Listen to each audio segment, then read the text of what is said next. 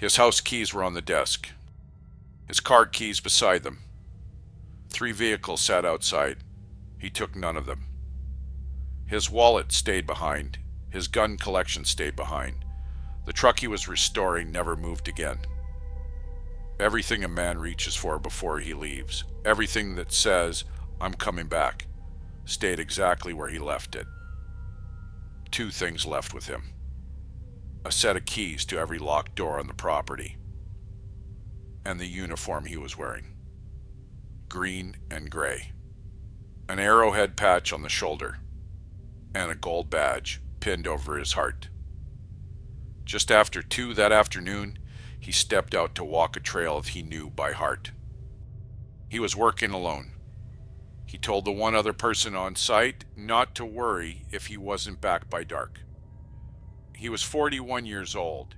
He knew this ground better than anyone alive. Somewhere between the office door and the trail he never reached, he stopped existing. No footprints leaving the path, no signal, no struggle anyone could find. They would search for years. They would triple the reward. They would never, in more than 4 decades, recover a single trace of him. His name was Paul Fugate, and he remains the only park ranger ever to walk into the wilderness on duty in uniform and never come back. There's a place in the far southeast corner of Arizona where the desert stops making sense. The Sonoran floor runs flat and dry for miles, and then, without warning, the ground heaves upward, 5,000 feet of rock thrown into the sky, cool and green and forested, marooned in an ocean of desert. They call these places sky islands. Mountains so isolated by the desert around them that the life on top evolves alone, cut off from everything, like an island cut off by the sea. The Chiricahuas are one of them. 12,000 acres of stone. Spires of volcanic rock stand in crowds along the ridgelines, worn by 10 million years of weather into shapes that don't look natural. Narrow, balanced, human almost, like figures frozen mid-step. Below them, the canyons fold into one another, arroyos branching into arroyos, until the map stops being useful and the ground becomes a maze. A person could stand on one of those trails and be a quarter mile from help and never be seen. 30 miles to the south is the border. And the country in between, the washes, the back canyons, the unwatched miles of it, has always been a corridor for people and cargo that would rather not be seen crossing. But in January of 1980, none of that is on anyone's mind. It is the dead of the off-season. The campgrounds are empty. The nights drop below freezing. The few visitors who come are gone by dark. And working alone at the small visitor center, near the mouth of that stone labyrinth, is the man who knew it better than anyone. He had spent years on these trails. He had built the guides that told other people how to walk them. He knew which canyon held which trail, which path looped back and which one didn't, the way you know the rooms of your own house in the dark. If there was one person the Chiricahuas could not lose, it was him. To understand what was lost that afternoon, you have to understand the man who was working alone that day. Paul Fugate was 41 years old, and he had built his whole life around wild places. He was a trained botanist. He could name the plants along a trail the way other people name old friends, and he'd spent years learning this particular corner of Arizona until he knew it down to the ground. He wore his hair long and his beard full in an era when the Park Service wanted its rangers clean cut and buttoned down. He smoked when the mood struck him. He bristled at rules that felt small. And out here, away from the offices, away from the men who wanted him to cut his hair, he was, by every account, happy. This was the work he loved. He led the tours. He answered the questions. He put together the plant lists and the trail guides, and on his own time he walked the same paths just to be on them. His wife lived 2 hours away in Tucson. Their marriage was unconventional, and it worked for them, and we will come back to it, because parts of it will matter later in ways no one expected.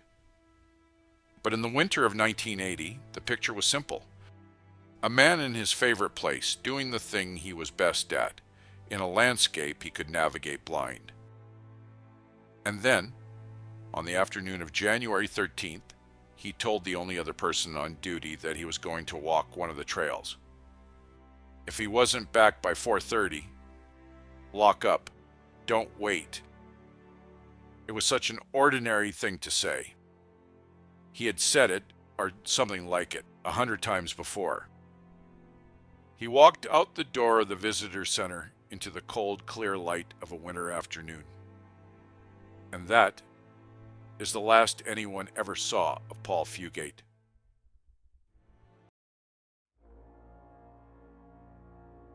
When Paul didn't come back, the response was not small. This was one of their own, a ranger, a federal employee, a man who knew the terrain as well as any human alive. And that is what made the search so strange from the very beginning. They brought in ground teams, trackers, dogs, aircraft overhead. They walked the trails he would have walked, and the trails he wouldn't have, and the country in between. They searched the way you search for someone who might still be alive, and then, as the days went cold, the way you search for someone who is not. They found nothing. No footprint leaving the path. No dropped glove, no scuffed rock, no torn thread of that green and gray uniform on the brush. No sign that he had fallen, no sign that he had been taken, no sign that he had simply sat down somewhere and let the cold do the rest. Nothing. And here is the part that stops making sense. A trained tracker can read a mountainside like a page. A man walking off a trail leaves a story. Bent grass, disturbed soil, the small violences of a body moving through a landscape. Paul left no story. It was as if he had reached a certain point on that trail and been lifted off the earth. The dogs are the detail that haunts it most. Search dogs don't need a body.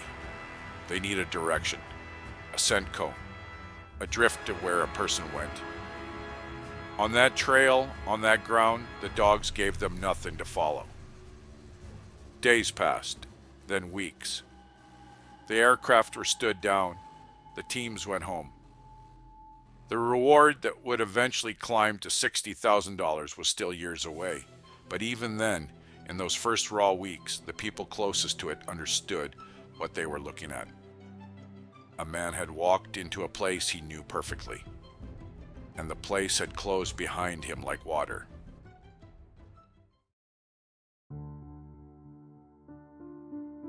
When a case refuses to close, people build theories to fill the silence. Paul's case has carried 3. Each fits some of the facts, and struggles with the rest. The first is the simplest, that he got hurt out there, a fall, a bad step, a heart that quit, and the mountain kept him. It is the theory that asks the least of us. But it is hard to square with the trackers, the dogs, and the 8 years of experience that made Paul the last man likely to walk off a ledge on ground he knew by heart. The people who knew that terrain best were the ones who struggled most to believe it. The second theory looks south, 30 miles to the border through country that has long moved people and cargo that don't want to be seen. The idea is that Paul walked a trail on the wrong afternoon and saw something he was not meant to see. Those who believe it point to the vastness of the back canyons and to how completely a person can be erased in them. But it is a theory built almost entirely on absence. There was no evidence of a struggle, no demand, no word ever from anyone claiming to know. Only the silence and the map and the things it makes possible. The third theory is the hardest to say out loud. That Paul Fugate was not taken and did not fall. That he walked away from his own life on purpose. The man who first investigated the case leaned toward it. He looked at the unconventional marriage, at a private life more complicated than it appeared from the outside, and he saw a man who might have had reasons to disappear. It is not an unreasonable thing to consider. People do vanish themselves. It happens. But it asks you to believe that a man walked away from everything he owned and left it untouched. The wallet, the vehicles, the guns, and that he did it in his work uniform, with the badge still pinned to his chest, carrying nothing but a ring of park keys. If Paul planned to disappear, he left remarkably little evidence that he had planned anything at all. 3 theories. An accident that left no trace, a crime that left no evidence, a choice that left everything behind. Each explains part of the mystery. None of them explains the keys on the desk. And none explains how the one man who knew those mountains best became the one person they never gave back.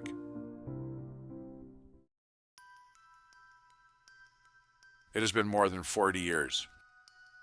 In that time, the reward has climbed, $10,000, then $20,000. Today, it stands at $60,000, one of the largest sums the National Park Service has ever offered for information about one of its own. It has never been claimed. The file on Paul Fugate is still open. Not closed, not archived, not quietly filed away with the cold cases that everyone has agreed to forget. Open. Officially, the case remains unanswered. And yet the answer has never come. No hunter has found a boot in a wash, no flash flood has turned up a badge in the gravel. In 4 decades, those 12,000 acres have given back nothing. There is a cruelty in the paperwork that followed. For years, the Park Service would not declare him dead, and so his wife could not be treated as a widow.